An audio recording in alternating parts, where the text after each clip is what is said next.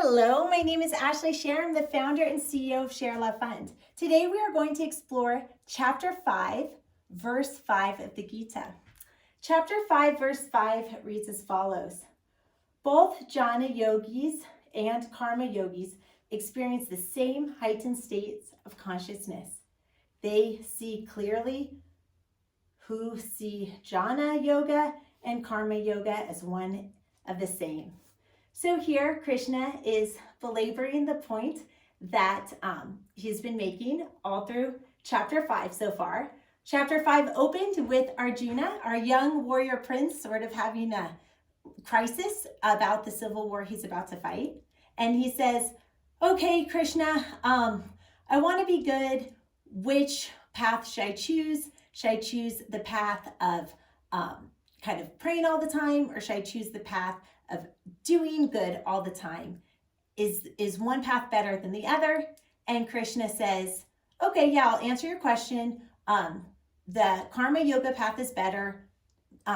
Go out and do stuff in action.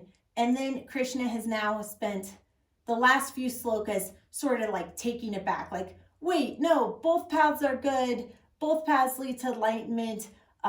Really, like if you're devoted to praying or you're devoted to doing humble service, either works. So I think we can interpret this in terms of this story as maybe Krishna's first reaction was saying, well, Arjuna, we're like in the middle of a battlefield at the moment. So at the moment, I'm telling you that the action path is better because I'm your charioteer and you need to pick up your bow and get to work here. So I think that that's maybe the initial reaction. I also think stepping back on a broader level, that is my personal opinion, and I welcome you to agree or disagree. What is important is not that you adopt my opinions. What is important is that you stimulate your own critical thinking, and I'm just a sounding board here to raise some ideas, and then you can develop your own ideas from that in case I could be stimulating to you in some way. But my personal opinion is that the world sort of needs more doers than thinkers. And, one person can kind of think and write a book, and then, but the world needs more like implementers. And so I think that maybe that's where Krishna's advice of, hey, if you're torn between being a thinker or a doer, be a doer. And I think that that may be where Krishna's advice on karma yoga comes.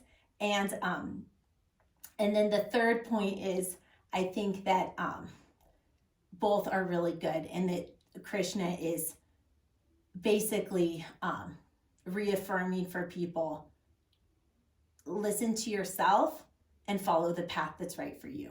And that there's different strokes for different folks. We all have been blessed with different gifts and don't have certain gifts. So everybody is good and bad at something.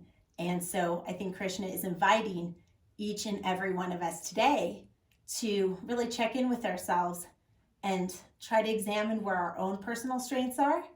And in examining that, we can assess how we want to interact with the world.